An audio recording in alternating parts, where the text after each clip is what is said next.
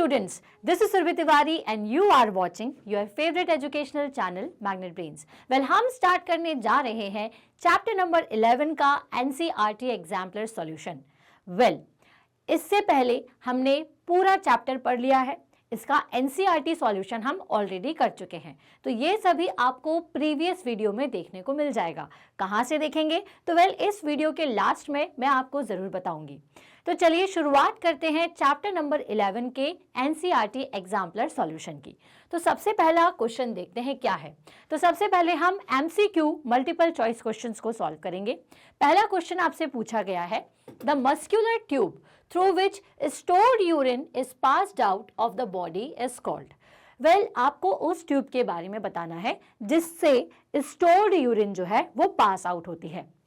ठीक है, तो पहले ऑप्शन देख लेते हैं, किडनी, यूरेटर, यूरेथ्रा या यूरिनरी ब्लैडर। देखिए, जिससे यूरिन पास आउट हो जाए उसके बारे में बताना है।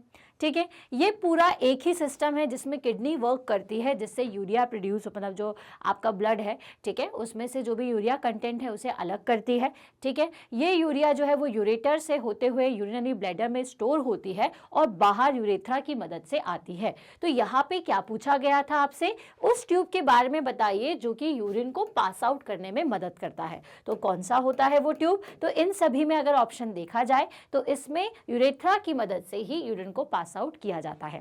ठीक है, तो इसलिए इसका ऑप्शन क्या होगा? Option number C, the human excretory system. ठीक है, ये पूरा जो सिस्टम उसे एक्सक्रीटरी सिस्टम कहते हैं। Human excretory system comprises of a pair of kidneys, a pair of ureters and a urinary bladder, a urethra and a urinary opening. Urine passes from the kidneys through the two tubes called the ureters into an elastic sac called the urinary bladder. The urinary bladder stores the urine temporarily and which is then excreted through the urethra. ठीक है, तो urethra की मदद से बाहर आता है, इसलिए हम उसको क्या लिखेंगे? इसका सही ऑप्शन क्या होगा? यूरेथ्रा। तो बाकी ऑप्शन में बिल्कुल भी कंफ्यूज नहीं होना है क्योंकि ये सभी एक्सक्रीटरी पार्ट सिस्टम का पार्ट है, लेकिन क्वेश्चन में क्या आपसे पूछा हुआ है ये आपको बताना है। ठीक है, चलिए आगे चलेंगे नेक्स्ट क्वेश्चन की तरफ। क्वेश्चन नंबर 1 के बाद question number 2, they are pipe like, किसकी तरह होते हैं? पाइप की तरह। Consisting of a group of specialised cells, इसमें ग्रुप रहता है किसका? स्पेशलाइज्ड सेल्स का। They transport substances and form a two way traffic in plants. ये क्या ट्रांसफॉर्म करते हैं? सब्सटेंसेस ट्रांसफॉर्म करते हैं। ये लाइन थोड़ी इंपॉर्टेंट है, थोड़ा हमें आंसर देने में मदद करेगी। ठीक है, and form a two way traffic in plants, और ये टू वे ट्रैफिक मतलब ऊपर से नीचे, नीचे से ऊपर का एक पूरा ट्रैफिक बनाती है। विच of the following term qualify for the features mentioned above? Xylem tissues, vascular tissues, root hair, phloem tissues। तो xylem tissues की बात करें तो xylem tissues का क्या काम होता है? रूट हेयर से आने वाले पानी और न्यूट्रिशन को ऊपर तक पहुंचाना। बेसिकली वाटर के सप्लाई के लिए हम xylem tissues की बात करते हैं। वस्कुलर टिश्यूज जो होते हैं वो जाइलम टिश्यूज, जो अपन ये जो टिश्यूज होते हैं उन्हें ही हम क्या कहते हैं? Xylem tissues. वस्कुलर टिश्यूज का मतलब छोटे छोटे से पाइप, जिसको अपन जाइलम और फोलम कहते हैं। लेकिन यहाँ पे उस पर्टिकुलर टिश्यू की बात की जा रही है जो कि सब्सटेंसेस का टू एंड फ्रो ट्रांसपोर्ट करते हैं। तो कौन सी चीज़ है जो सब्सटेंस को ट्रांसफर करे? तो वो होता है फोलम टिश्यू। तो इसका ऑप्शन होगा option number D. Phloem tissues consisting of a group of specialised cell. Phloem tissues में या फिर जाइलम टिश्यूज में, दोनों में ही क्या होते हैं? दोनों में ही छोटे छोटे से सेल्स होते हैं, मतलब ये सेल्स से मिलकर के बने होते हैं। Sieve tubes are elongated tubular conducting channel of the phloem through which the food is transported। ठीक है, इसमें क्या होते हैं? सीव ट्यूब्स होते हैं जो कि ट्यूबुलर कंडक्टिंग चैनल्स होती है, मतलब सिंपल से कंडक्टिंग इसमें चैनल होती है। कंडक्टिंग का मतलब जो फूड को कंडक्ट करे, एक जगह से दूसरी जगह पहुंचाए।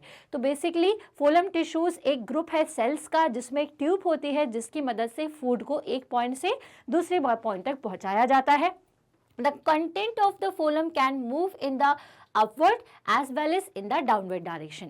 तो भाई इसमें और जाइलम में क्या डिफरेंस है कि इसमें जो भी कंटेंट होता है ना उसे ऊपर से नीचे और नीचे से ऊपर दोनों जगह पर पहुंचाया जाता है। तो यहाँ पर क्वेश्चन पे ये जो लाइन थी जिसके बारे में बोल रही थी कि they transport substances and form a two way traffic, मतलब ऊपर से नीचे खाने को भेजना और नीचे से ऊपर भेजना, दोनों ही काम ये करते हैं। ठीक है, यहाँ पे लिखा हुआ है the content of phloem can move in the upward as well as in the downward direction, therefore they form the two way traffic in the plants. तो बिल्कुल याद रखिएगा फोलम टिश्यूज के बारे में कि ये फूड को ट्रांसफर करता है और टू वे ट्रैफिक बनाता है। तो जहां पर भी आपको ये लाइन मिले अगर एमसीक्यू में, तो आप बिल्कुल इसको अच्छी तरीके से याद रखिएगा।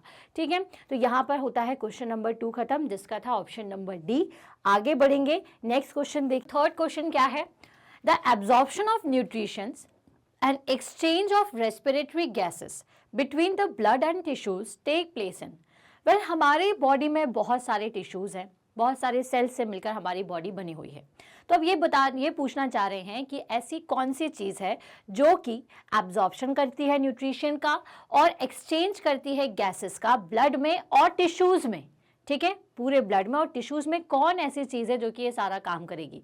अब वेन्स, आर्टरीज और हार्ट की अगर बात की जाए तो ये तीनों जो है एक दूसरे से रिलेटेड है। कैसे? ये दोनों पार्ट है हार्ट का ही। ठीक है, जिसमें आर्टरीज से हमें ऑक्सीजन सप्लाई होगा और वेन्स से ये वापस कार्बन डाइऑक्साइड तक भेजती हैं। कैपिलरीज एक ऐसा सेल का कॉम्बिनेशन है जो कि क्या करती हैं, जो कि सारे जगह से ब्लड को सप्लाई करने का, ब्लड से न्यूट्रिशन को एब्जॉर्प्शन करने का काम करेगी और साथ ही साथ जितना भी ज़रूरी गैसियस एक्सचेंज है बिटवीन सेल्स, ये सब कैपिलरीज ही करती है। तो अगर पूछा जाए कि भाई जो एब्जॉर्प्शन कर ले, न्यूट्रिशन को भी एब्जॉर्ब कर ले, एक्सचेंज ऑफ गैसेस भी कर ले बिटवीन ब्लड एंड टिश्यूज़ के बीच में, ठीक है, ये लाइन यहाँ पर इंपॉर्टेंट है जो कि इसे डिफरेंट कर देती है हार्ट से। मतलब क्यों हार्ट का यहाँ पर ऑप्शन नहीं आया? क्योंकि देखिए यहाँ पर आपसे पूछा गया है the exchange of respiratory gases between blood and tissues.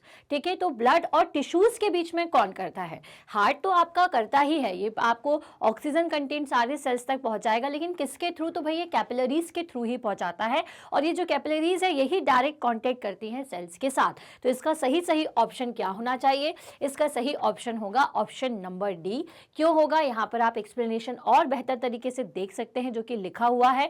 Capillaries have thin walls, they pick up carbon dioxide and other waste from every cell and pass them into the alveoli and kidneys respectively. ठीक है, एल्वोल्व्स क्या होते हैं? पतले पतले से sac होते हैं लंग्स के। ठीक है, तो वहां तक ये जो कैपिलरीज हैं वो क्या करती हैं? इन सारी चीज़ों को पहुंचाने का, पास करने का काम करती है और किडनी तक भी यही पहुंचाती हैं।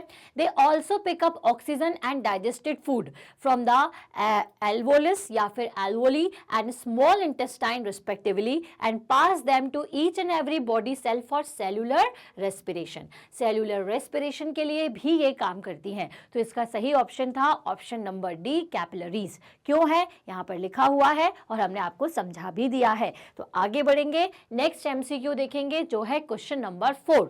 इन which of the following part of human body are sweat gland absent? भाई आप खुद सोचिए कि आपका ऐसा कौन सा पार्ट है जहां पर आपको स्वेट नहीं होता। इन ऑप्शंस को देख करके देखिए, scalp, armpits, lips and palms.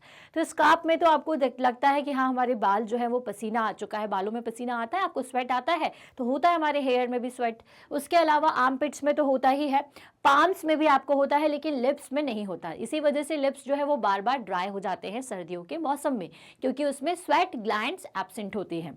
ठीक है, तो इसलिए जो सॉल्ट और वाटर का कॉम्बिनेशन है लिप्स से नहीं आ पाता, क्योंकि वहाँ पे वो ग्लैंड्स ही नहीं होती हैं। तो इसका सही ऑप्शन क्या होगा? इसका सही ऑप्शन होगा option number C. Lips do not secrete sweat because of the absence of sweat glands. ठीक है, क्योंकि उसमें स्वेट ग्लैंड्स नहीं होती, इसी वजह से लिप्स पर स्वेट नहीं आता है। आगे चलेंगे क्वेश्चन नंबर 5 की तरफ। In a tall tree which force is responsible? ध्यान से पढ़िए, कोई भी क्वेश्चन पढ़ते हैं तो बिल्कुल ध्यान से समझना है। एक बड़ा सा ट्री है, विच force is responsible for pulling water and minerals from the soil. अब आपको तो पता है कि आपका कोई भी ट्री हो, ठीक है, अगर ट्री की बात करें या फिर अपन प्लांट्स की बात करें, जो रूट्स है बेसिकली वही आपके सॉइल के अंदर रहती हैं। ठीक है, ये जो रूट्स है ये क्या करती हैं? यहाँ से धीरे धीरे से वाटर कंटेंट को, ऑक्सीजन कंटेंट को आपके पेड़ों तक पहुँचाती हैं। ठीक है, तो जाइलम टिश्यूज़ क्या करते हैं भाई? यहाँ पर ऊपर की तरफ इनके अलग अलग सेल्स में इसको लेकर के जाते हैं। तो बेसिकली पानी का ऊपर तक पहुंचना कैसे होता है, कैसे ये काम करती है, तो जैसे आप स्ट्रॉ की मदद से पानी को सक करते हो, उसी तरीके से यहाँ पर ये जो पानी है वो ट्री की मदद से आपके ऊपर के प्लांट तक या ऊपर के टॉल ट्री के ऊपर वाले पॉइंट तक पहुँचता है।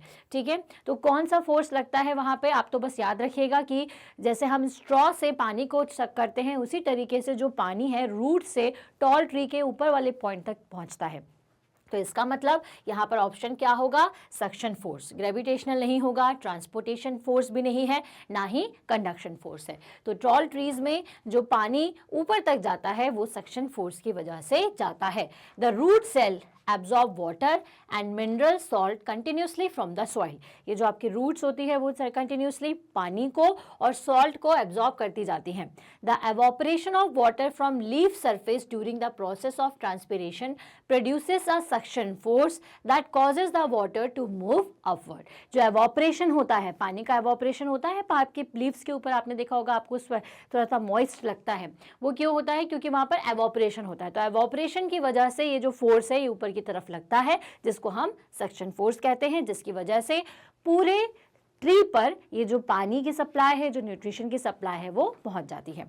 ठीक, तो यहाँ पर फिफ्थ का जो आंसर था वो था ऑप्शन नंबर सी। आगे बढ़ेंगे क्वेश्चन नंबर 6 की तरफ। तो in a tall tree which force is responsible for pulling water and minerals from the soil. तो वेल ये रिपीट हो चुका है, तो इसका ऑप्शन तो हम देख ही चुके हैं, सक्शन फोर्स। आगे चलेंगे क्वेश्चन नंबर 7 की तरफ। सो 7th क्वेश्चन क्या है, aquatic animals like fish excrete their waste in the gaseous form as। well aquatic animals जो होते हैं वो भी वेस्ट निकालते हैं अपनी बॉडी से। कोई भी ऑर्गेनिज्म हो, कोई आपकी चाहे एनिमल की बात करो चाहे हम ह्यूमंस की बात करो, सभी के अंदर वेस्ट मटेरियल जो है वो निकलता है। तो ये वेस्ट मटेरियल एक्चुअल में फिशेस में कैसे निकलता है, तो वो निकालती हैं अमोनिया, जो कि वाटर में सॉल्युबल फॉर्म में होती हैं। ठीक है, तो ये जो aquatic animals like fish excrete their waste in the gaseous form as ammonia. Oxygen, hydrogen, nitrogen बिल्कुल भी नहीं, अमोनिया इसका करेक्ट आंसर है। तो most aquatic animals example bony fish, hydra, leech, crocodile etcetera exceed the waste as ammonia gas which easily dissolved in water. ठीक है, तो जो भी वेस्ट ये एक्सक्रीट करती हैं वो किस फॉर्म में होता है, गैसियस फॉर्म में, अमोनिया के फॉर्म में, इसलिए वो बहुत अच्छे से सॉल्युबल होता है। These animals are referred to as a ammonotelic animals and excretion of ammonia is termed as ammonotelism. ठीक है, तो ये एमोनोटैलिक एनिमल्स होते हैं और इनका जो एक्सक्रीशन प्रोसेस है वो कहलाती है एमोनोटैलिज्म। मतलब कि जो एक्सक्रीट करके एमोनिया को निकालना और वाटर में उसका घुलना, यही एमोनोटैलिज्म कहलाएगा। क्लियर, तो यहाँ पे क्वेश्चन नंबर 7 का आंसर था ऑप्शन नंबर सी। आगे चलते हैं, अब बारी आती है very short answer type questions की। सो पहला क्वेश्चन नंबर 8 है। इसमें क्या पूछा गया है, what is the special feature present in a human heart which does not allow the mixing of blood when oxygen rich and carbon dioxide rich blood reach to the heart. Well देखिए, हमारी body में हम lungs के help से दोनों gases को exchange करते हैं। अब ये जो हमारी बॉडी है वो एक तरीके के से क्या करती है, ऑक्सीजन कंटेंट को लेकर के रिएक्ट करती है फूड के ऊपर, जिससे एनर्जी प्रोड्यूस होती है, जो कि सेल्स की मदद से हमारी हर बॉडी में जाती है और कार्बन डाइऑक्साइड निकल जाता है। तो अब ये कार्बन डाइऑक्साइड क्योंकि इस प्रोसेस में निकल ही रही है, तो हमारी बॉडी में ये जो सारा सर्कुलेशन होता है न्यूट्रिशन का, वो ब्लड के थ्रू ही होता है। अब ब्लड में जब ऑक्सीजन का आपका रिएक्शन होता है तो कार्बन डाइऑक्साइड निकलती है, दैट मीन्स कि उसमें ऑक्सीजन का और कार्बन डाइऑक्साइड दोनों का कंटेंट रहता है। ठीक है, तो अब इसको सेपरेट करने का काम हमारा हार्ट करता है। हार्ट में एक्चुअल में होते हैं 4 चैम्बर्स। ठीक है, जिसका एक साइड जो है वो करता है काम ऑक्सीजन के लिए और दूसरा साइड करता है कार्बन डाइऑक्साइड के लिए काम। ये क्या करेंगे, ऑक्सीजन कंटेंट ब्लड को हमारी बॉडी तक पहुंचाते हैं और जो कार्बन डाइऑक्साइड कंटेंट ब्लड है उससे सेपरेट रख करके उसे वापस लंग्स तक पहुंचाते हैं, ताकि हम क्या कर सकें, ताकि कार्बन डाइऑक्साइड को बाहर निकाल सके। ठीक है, तो यहाँ पर आंसर आपको आई थिंक अब क्लियर होता जा रहा होगा कि the human heart is 4 chambered consisting of 2 atria and 2 ventricles. The left side of the heart received oxygen rich blood. याद रखिएगा कौन सा साइड हमारा ऑक्सीजन रिच ब्लड को रिसीव करता है लेफ्ट साइड, ठीक है। Where is the right side of the heart receives the carbon dioxide rich blood. The left and right side of the heart are completely separated from the each other by the muscular septum which prevents the mixing of oxygen rich and carbon dioxide rich blood। तो I hope आपको ये answer बिल्कुल clear हो गया होगा कि क्या special features होते हैं हार्ट के अंदर जिसकी वजह से ऑक्सीजन रिच ब्लड और कार्बन डाइऑक्साइड मिक्स ब्लड जो है ये आपस में मिक्स नहीं होता। तो आपको याद रखना है कि भाई हम ह्यूमन हार्ट का ही काम है इन दोनों को सेपरेट करना और ऑक्सीजन रिच को बॉडी में सर्कुलेट करना और कार्बन डाइऑक्साइड रिच को क्या करना, बॉडी से बाहर निकालने के लिए लंग्स तक पहुंचाना। क्लियर। इसके लिए इसके पास क्या होते हैं, इसके पास होते हैं 2 एट्रियास एंड 2 वेंट्रिकल्स, जिसमें लेफ्ट साइड का जो हमारा पार्ट है वो काम किसके लिए करता है, वो काम करता है ऑक्सीजन रिच ब्लड के लिए, और जो राइट साइड का होता है वो कार्बन डाइऑक्साइड रिच ब्लड के साथ काम करता है। इस तरह से इन दोनों को सेपरेट करता है। सेपरेट होना क्यों ज़रूरी है, तो ये मैं पहले हमारे चैप्टर्स में आपको समझा चुकी हूँ कि दोनों ही ब्लड का सेपरेट रहना बहुत ज़्यादा ज़रूरी है। सेपरेट नहीं होंगे तो दोनों का मिक्सअप हो जाएगा, ऑक्सीजन कार्बन डाइऑक्साइड मिलकर के पॉइजन हमारी बॉडी में क्रिएट कर देंगे। तो इसलिए हार्ट का प्रॉपर तरीके से काम करना ज़रूरी हो जाता है।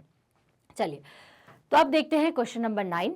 Name the organ which is located in the chest cavity, जो कि चेस्ट कैविटी में होता है, with its lower tip slightly tilt towards the left, और थोड़ा सा लेफ्ट की तरफ हो। तो वो ऐसा कौन सा ऑर्गन है जो लेफ्ट साइड पे थोड़ा सा लेफ्ट साइड पर होता है, तो वो होता है हार्ट। तो इसका आंसर क्या हो जाएगा, हार्ट। ठीक है।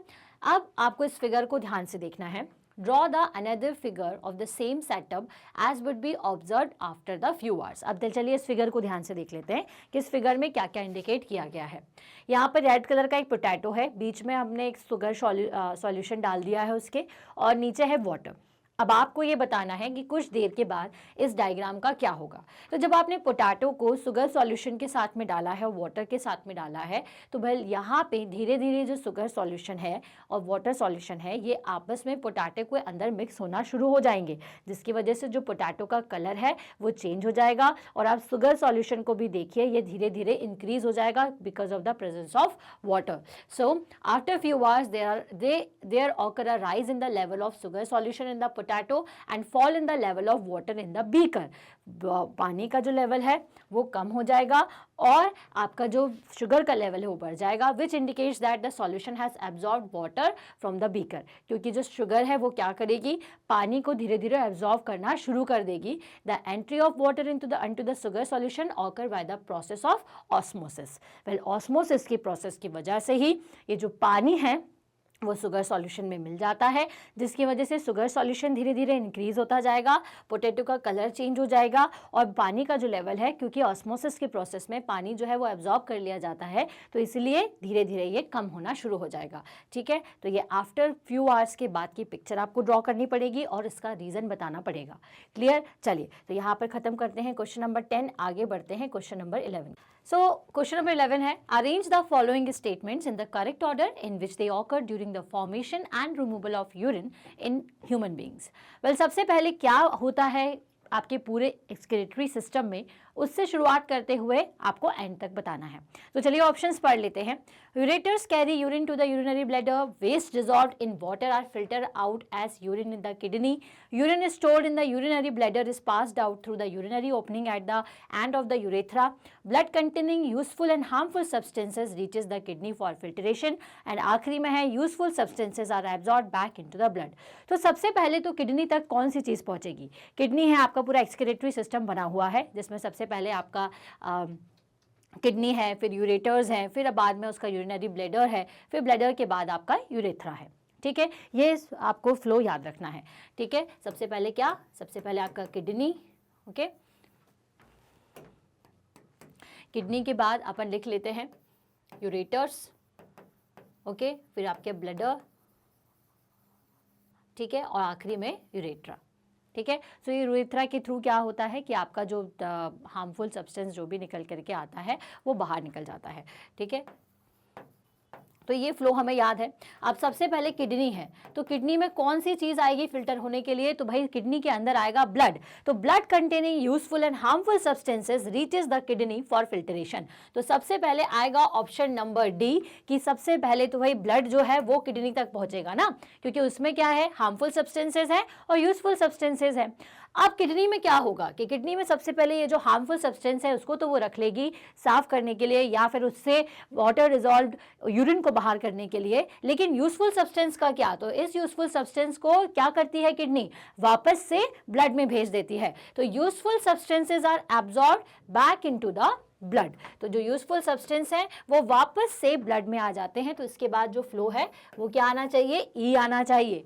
अब क्या होगा, वेस्ट, इसके बाद ये क्या करती है, जो वेस्ट होता है उसको पानी के फॉर्म में, यूरिन के फॉर्म में पानी में डिसॉल्व करके अलग कर देती है। ठीक है, so waste dissolved in water are filter out as urine in the kidney. अब किडनी के अंदर क्या होता है, यूरिन का फॉर्मेशन होता है, आप ये समझ सकते हैं।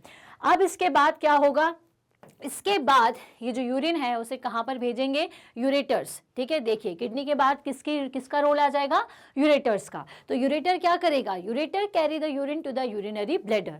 अब ये कहाँ पहुंचाएगा, इसे यूरिनरी ब्लैडर तक पहुंचाएगा। तो इसके बाद क्या आना चाहिए, ए ऑप्शन आना चाहिए। और इसके बाद क्या होगा, urine stored in urinary bladder is passed out through the urinary opening at the end of the urethra. तो आखिरी वाला होगा ऑप्शन नंबर सी, क्योंकि आखिरी में किडनी से जो यूरिन पास होती है वो यूरेटर्स पे जाती है, वहां से ब्लैडर पर, ब्लैडर के बाद यूरेथ्रा पर और बाद में पास आउट हो जाती है। तो आखिरी ऑप्शन जो है वो है ऑप्शन नंबर सी। देख लेते हैं कि क्या हमारा फ्लो सही है। जी हाँ, हमारा फ्लो सही है, DEBAC। अब इसको क्लियर करती हूँ और हम इस सीक्वेंस में देख सकते हैं कि सबसे पहले क्या होता है, blood containing useful and harmful substances reaches the kidney for filtration, useful substance are absorbed back into the blood, waste dissolved in water are filtered out as urine in the kidney, ureters carry urine to the urinary bladder, urine stored in urinary bladder is passed out through the urinary opening at the end of the urethra. Okay, so यहाँ पे question number 11 खत्म, पहुंचेंगे question number 12 की तरफ। पहली uprooted a rose plant from the soil. Most of the root tips with the root hair got left behind the soil. She planted it in a pot with the new soil and watered it regularly. Will the plant grow or die? Give reason for your answer. Well, देखिए कि अगर अपन rose plant की बात करें तो rose plant को कैसे लगाया जाता है, अगर आपने उसके स्टेम को कुछ इस तरह से कट किया है तो आप उसको डायरेक्टली लगा देंगे। अब ये डिपेंड करता है सॉइल के ऊपर कि आप कैसी सॉइल में उसे लगा रहे हो। ठीक है, अगर सॉइल अच्छी है, ज़्यादा न्यूट्रिशन वैल्यू की है, तो क्या होगा, स्टेम में जो रूट्स नहीं है तो ये रूट्स धीरे धीरे बना लेगा स्टेम और फिर इसमें प्रॉपर प्लांट की ग्रोथ होना शुरू हो जाएगी, क्योंकि जो रूट्स है वही वाटर को, एयर को कहाँ तक पहुँचाएगा, प्लांट तक पहुँचाएगा, और ताकि उसकी ग्रोथ हो सके। ठीक है, पहली कंडीशन तो ये कि सॉइल अगर न्यूट्रिशन से रिच है तो। दूसरी कंडीशन, अगर सॉइल अच्छी नहीं है, खराब सॉइल है, तो अगर आप उसमें स्टेम को लगा दोगे तो क्या होगा, धीरे धीरे वो खराब हो जाएगी और पौधा लगेगा ही नहीं। ठीक है, थर्ड चीज़ जो इम्पॉर्टेंट है कि अगर वो इस तरह से रूट को निकालती कि जिसमें रूट हेयर भी होते तो क्या होता, पानी जो है वो आसानी से सर्कुलेट हो जाता। तो अगर रूट हेयर नहीं है तो सॉइल डिपेंड करेगी, अगर रूट हेयर है तो फिर उसका पौधा लग सकता है, क्योंकि रूट हेयर जो है वो बहुत इंपॉर्टेंट होते हैं पानी के प्रॉपर सर्कुलेशन के लिए। तो इसका आंसर आप किस तरह से दे सकते हो, तो ये अपने पॉसिबल आंसर्स हो सकते हैं, क्योंकि जो रोज प्लांट है वो लग भी सकता है और नहीं भी लग सकता है, क्योंकि वो डिपेंड करेगा सॉइल के ऊपर। तो without the root hair the root may not be able to absorb water and nutrients from the soil and the plant will die. The stem of the rose plant may grow new roots and the plant will live. जैसे मैंने आपको बताया कि stem क्या कर सकता है, stem हो सकता है कि डिपेंड करे सॉइल पर और वो अपना एक नया ही रूट हेयर डेवलप करके प्लांट को बना ले, लेकिन ये भी हो सकता है कि the rose plant may not be able to survive in different type of soil, और सॉइल अगर कुछ अलग टाइप की है तो उसमें रोज प्लांट जो है वो सर्वाइव नहीं भी कर सकता। तो भाई अगर रूट हेयर के साथ अगर आप कोई प्लांट लगाते हो तो वो जल्दी लग जाएगा, लेकिन अगर स्टेम को लगाया है तो वो डिपेंड करेगा उसकी सॉइल पर। ओके, तो यहाँ पे ख़त्म करते हैं क्वेश्चन नंबर 12, आगे बढ़ेंगे क्वेश्चन नंबर 13 के पास। So name the only artery that carries carbon dioxide rich blood. Why it is called an artery if it is does not carry oxygen rich blood? तो वेल आपको उस artery का नाम बताना है जो कि कार्बन डाइऑक्साइड रिच ब्लड को कैरी करती है, ठीक है। सो वो आर्टरी का नाम है पल्मोनरी आर्टरी। तो पल्मोनरी आर्टरी जो है वो एक ऐसी आर्टरी होती है जो कि कार्बन डाइऑक्साइड रिच ब्लड को कैरी करती है, ऑक्सीजन रिच को नहीं करती, फिर भी हम उसको आर्टरी कहते हैं। ये क्या करती है? The pulmonary artery does not carry oxygen rich blood but it carry blood away from the heart like all other arteries, therefore it is called an artery, ठीक है। क्योंकि ये ब्लड को अलग करके ले जाती है, कार्बन डाइऑक्साइड मिक्स ब्लड को, इसलिए अपन इसको आर्टरी कहते हैं। तो पल्मोनरी आर्टरी के बारे में याद रखिएगा, जो कि क्या करती है, जो कि कार्बन डाइऑक्साइड रिच ब्लड को हार्ट से अलग करके ले जाती है, ठीक है। आगे बढ़ेंगे क्वेश्चन नंबर 14 की तरफ। Boojo's uncle was hospitalised and put on dialysis after a severe infection in the both of his kidney. What is dialysis? Well देखिए, आपको मैंने बताया था कि किडनी फेलियर का कारण क्या हो सकता है। किडनी फेलियर के बहुत सारे कारण हो सकते हैं, जैसे कि अचानक से एक्सीडेंट हो जाना, या किसी तरीके का इन्फेक्शन किडनी में फैल जाना, या किसी तरह की इंजरी हो जाना। तो ये सारी कंडीशंस में किडनी फेलियर हो जाएगा। किडनी फेलियर हो गया, दैट मीन्स कि जो वेस्ट आपका बॉडी के अंदर है, जो कि ब्लड के अंदर है यूरिया के फॉर्म में, वो वेस्ट बाहर नहीं आ पाएगा। तो इस कंडीशन में क्या होता है कि जो ब्लड है आपका, उसमें वेस्ट पार्ट बहुत ज़्यादा हो जाता है।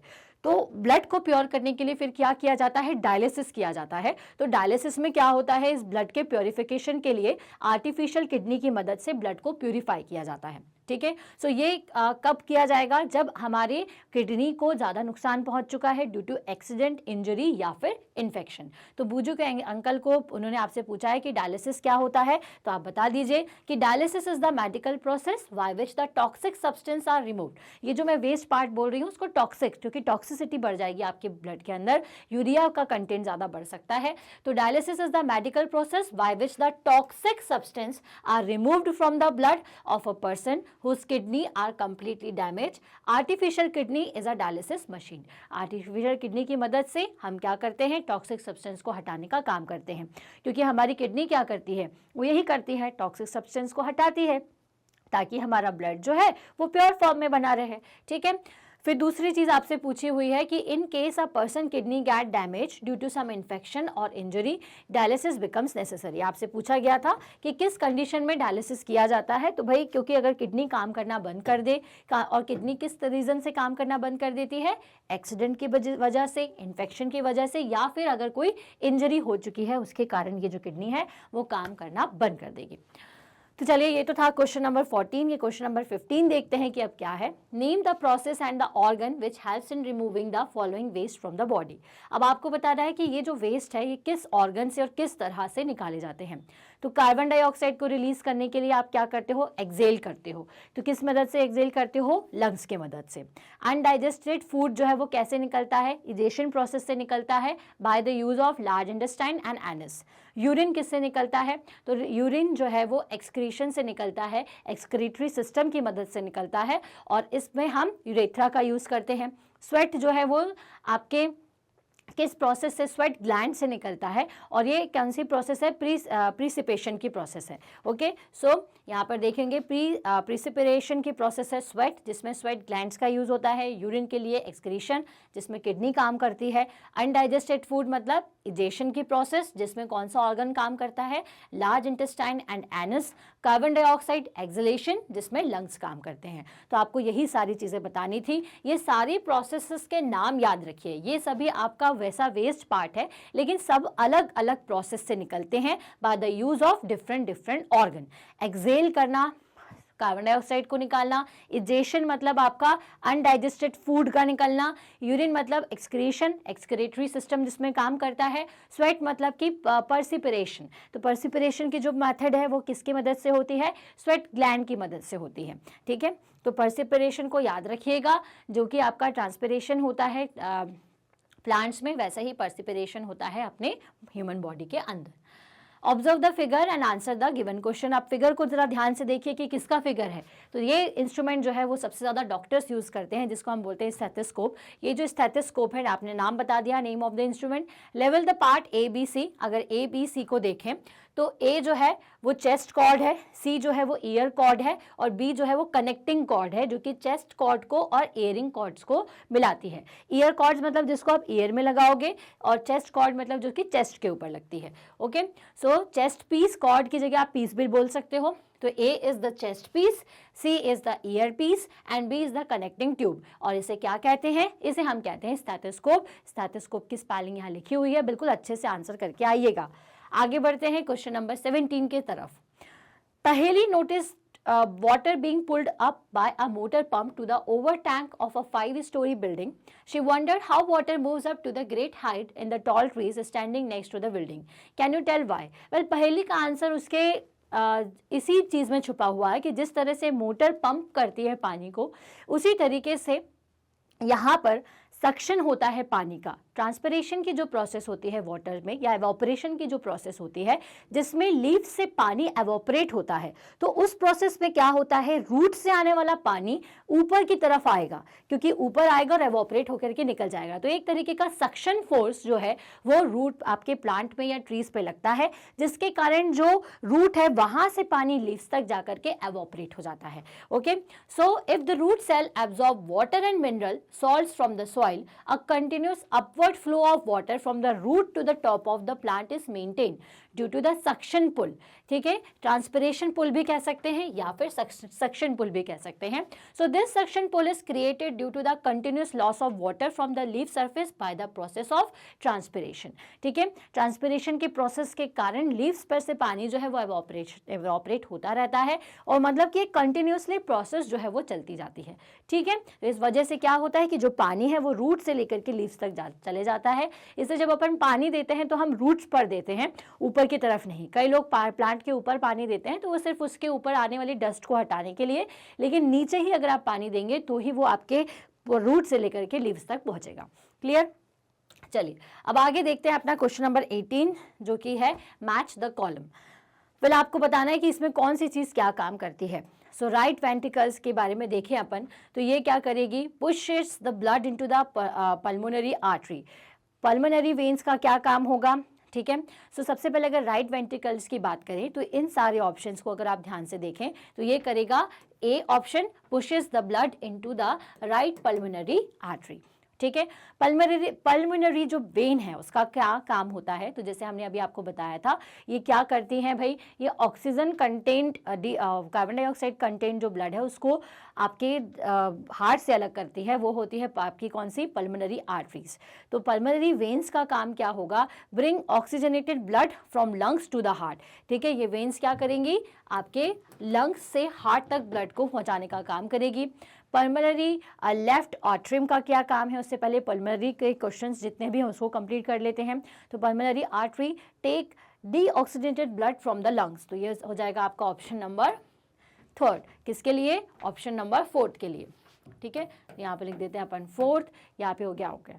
ठीक है, अब बचा है लेफ्ट एट्रियम और the left ventricles and the right auricles. तो लेफ्ट एट्रियम इसका क्या काम होगा, receives the blood from the different parts of the body, pushes blood into the aorta, या फिर receive oxygenated blood from the pulmonary veins. तो ये जो लेफ्ट आपका आर्टरियम होगा ये क्या करेगा, ऑक्सीजनेटेड ब्लड को रिसीव करने का काम करेगा।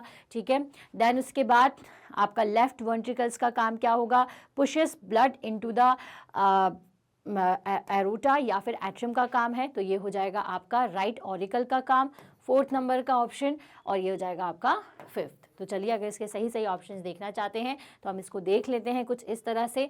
फर्स्ट का ऑप्शन है ऑप्शन नंबर ए जो कि हमारा राइट है। सेकंड का ऑप्शन है ऑप्शन नंबर डी, अगेन हमने जैसा आपको बताया था ये भी करेक्ट है। ठीक है, थर्ड का ऑप्शन है ऑप्शन नंबर एफ, अगेन जो कि करेक्ट है, left atrium receives the oxygenated blood from the pulmonary veins. ठीक है, एंड 4th का ऑप्शन है option number B, that is take the oxygenated blood from the heart to the lung. And इस तरह से जो सारे ऑप्शंस हैं आप यहाँ पर देख सकते हैं आंसर नंबर 18 के। ओके, सो आई होप आपने इसका शॉर्ट ले लिया होगा। नेक्स्ट चलते हैं अपन 19 क्वेश्चन पर रीड द फॉलोइंग टर्म्स। अब आपको इन टर्म्स को रीड आउट करना है और बताना है कि ये किस ग्रुप से रिलेटेड हैं, like circulatory system, excretory system and transport the substance in the plant. तो सर्कुलेटरी सिस्टम का काम क्या होता है, सर्कुलेशन करना, ठीक है। तो सर्कुलेशन करने में कौन कौन सी चीज़ आपकी महत्वपूर्ण होती है, इंपॉर्टेंट होती है। तो भाई सबसे पहले अगर सर्कुलेटरी सिस्टम के बारे में देखें तो हमारी जो सर्कुलेटरी सिस्टम है वो होती हैं आर्टरीज, ठीक है, इसके अलावा कैपिलरीज, ठीक है, और देखें तो हो जाएंगी यहाँ से वेन्स, ठीक है, एंड यूरेटर, नहीं यूरेटर नहीं, एट्रिया, ठीक है। ये सभी किसका काम करती है, सर्कुलेशन का काम, मतलब ब्लड से ऑक्सीजन को ले जाना, कार्बन डाइऑक्साइड को ले जाना, ज़रूरी न्यूट्रिशंस को एब्जॉर्ब करके इधर उधर पहुंचाना। एक्सक्रीटरी सिस्टम मतलब यूरिन फॉर्मेशन के लिए कौन कौन सी चीज़ें ज़रूरी है तो अपन देख लेते हैं। इसके लिए है आपका यूरेटर, किडनी, ठीक है, यूरिनरी ब्लड, राइट।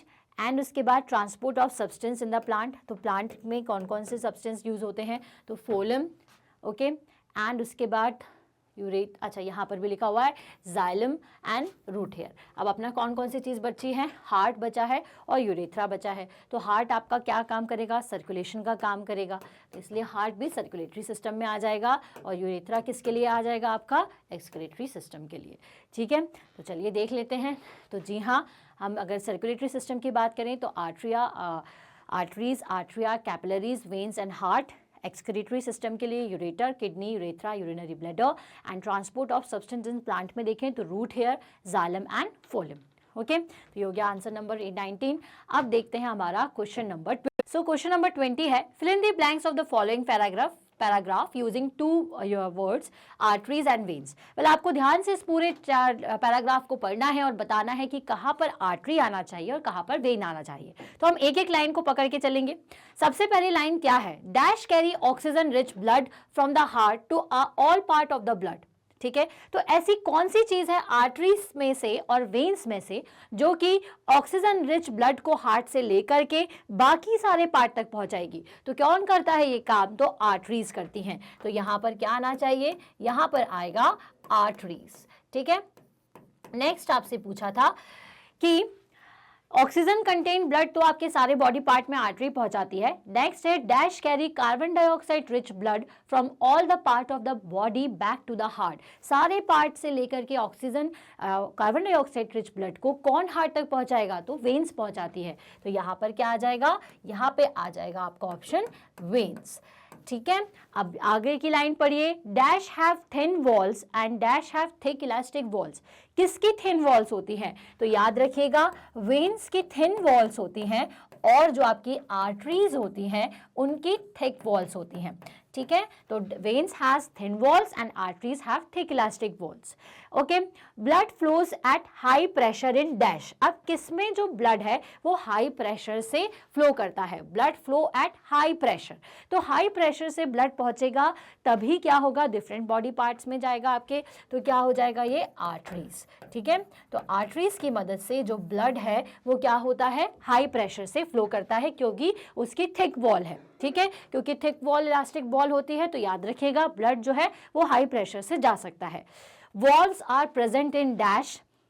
अब किसमें वॉल्व्स प्रेजेंट होते हैं, ठीक है, which allow blood to flow only towards the heart. अब किस चीज की जरूरत है, ऐसे कौन से ब्लड की जरूरत है जो सिर्फ हार्ट तक जाए बाकी कहीं ना पहुंचे, तो कार्बन डाइऑक्साइड रिच ब्लड जो है अगर वो ही हार्ट तक जाएगा तो वहां से वो प्योर होने के लिए लंग्स तक पहुंच जाएगा ताकि बाकी के बॉडी पार्ट्स पर ना पहुंचे। तो यहाँ पर क्या आना चाहिए, तो वेन्स जो है जो कि क्या करती हैं, कार्बन डाइऑक्साइड मिक्स ब्लड को पहुंचाने का काम करती हैं। तो भाई वेन्स जो है, the valves are present in veins which allow blood to flow only towards the heart, ताकि जो ब्लड है, इम्प्योर ब्लड है, वो हार्ट तक जाए।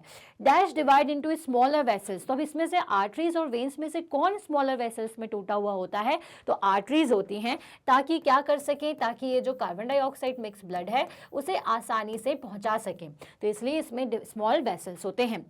These vessels further divided into extremely thin tubes called the capillaries, ठीक है। ये जो वेसल्स होती हैं वो फिर नीचे कैपिलरीज में डिवाइडेड होती हैं। ठीक है, ये तो हमें पता है।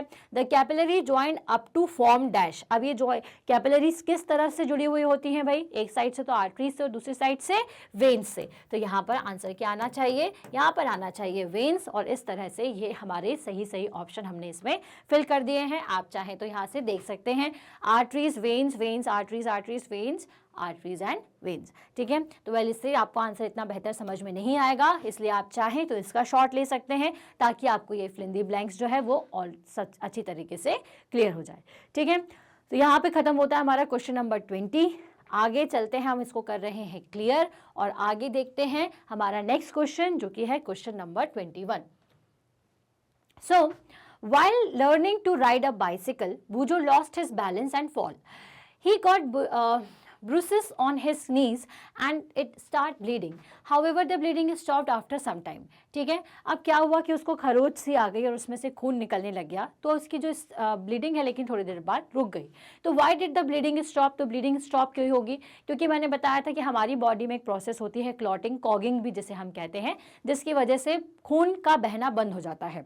What will be the colour of the bounded area and why, उसका कलर क्या होगा फिर, वेल वहाँ पे जो खून जम जाता है क्लॉट के फॉर्म में, उसका कलर होता है डार्क ब्राउन या डार्क रेड कलर होता है। ठीक है, क्योंकि वहाँ पर क्या होती है, क्लॉटिंग हो जाती है, गाढ़ा खून हो जाता है, इस वजह से वो डार्क रेड कलर का दिखाई देना शुरू हो जाता है। Which type of blood cells are responsible for clotting of the blood, तो मैंने आपको बताया था कि जो प्लेटलेट्स होती हैं हमारी बॉडी के अंदर, उसी प्लेटलेट्स की वजह से ये जो क्लॉटिंग है ब्लड की वो होती है। ठीक है, तो हमारे को सारे आंसर्स मिल गए हैं, इसको लिखेंगे कैसे, तो आप देख सकते हैं, bleeding stops due to the coagulation and clotting of the blood, blood की क्लॉटिंग या कोगुलेशन की वजह से ही ब्लीडिंग रुकती है। The colour of bounded area would initially be dark red due to the clotting of blood, initially dark red दिखेगा, धीरे धीरे वो ब्लैकिश हो जाता है। ठीक है, क्योंकि वहां पर वो क्लॉट होकर के रुक चुका है। ओके, प्लेटलेट्स जो है वही रिस्पॉन्सिबल होती है क्लॉटिंग के लिए, so platelets are responsible for clotting of blood. तो वेल ये जो क्वेश्चन, ये जो एग्जाम्पलर सॉल्यूशन था चैप्टर नंबर 11 का, उसे हम खत्म करते हैं क्वेश्चन नंबर 21 के साथ। आई होप आपको ये पूरा सॉल्यूशन समझ में आ गया होगा। वेल अगर आपको कुछ टॉपिक क्लियर नहीं है, जैसे आपको एक्सक्रीटरी सिस्टम का टॉपिक नहीं समझ में आया है, या फिर ऐसा वेन्स का और फंक्शन समझना चाहते हैं, तो ये सब मैं ऑलरेडी मेरे प्रीवियस वीडियोस में कवर कर चुकी हूँ, तो आप वो देख सकते हैं by the use of www.magnetbrains.com। आप साइट पर जाइएगा, अपनी क्लास को सिलेक्ट करना, जैसे आप 7th क्लास में हैं, क्लास को सिलेक्ट करते साथ ही आपको फोल्डर्स दिखेंगे। फॉर एग्जांपल आप साइंस पढ़ना चाहते हैं, मैथ्स पढ़ना चाहते हैं, जो भी पढ़ना चाहते हैं उस पर वॉच नाउ करें। वॉच नाउ करते साथ ही आपको एक इस तरह की स्क्रीन दिखेगी जिसमें सारे चैप्टर्स हैं। जैसे मैं चैप्टर नंबर 11 हूँ, तो चैप्टर नंबर 11 में जितने भी टॉपिक्स हैं सब कुछ आपको वहाँ दिखेगा। आपको जस्ट उसको क्लिक करना है, क्लिक करते साथ ही एक वीडियो ओपन हो जाएगा। इस वीडियो को पूरा ज़रूर देखिए, तभी टॉपिक क्लियर होता है, क्योंकि स्टार्टिंग से एंडिंग तक हम सारी चीज़ें कवर करते हैं। ठीक है, इसके बाद जब आप वीडियो देख लें, आपको पसंद आए तो लाइक करिए, कमेंट करके हमें ज़रूर बताइए, और इसे शेयर करिए अपने सेम क्लास के स्टूडेंट्स के साथ और उनके साथ जो किसी और क्लास में हैं, क्योंकि हमारे पास 100% फ्री क्लासेज हैं from kindergarten to class 12th। और साथ ही साथ चैनल को सब्सक्राइब ज़रूर करें ताकि जो भी रिसेंट अपडेट है वो तुरंत आप तक पहुंच जाए। तो मिलते हैं हम हमारी नेक्स्ट वीडियो में। Till then stay happy, stay healthy. Thank you so much.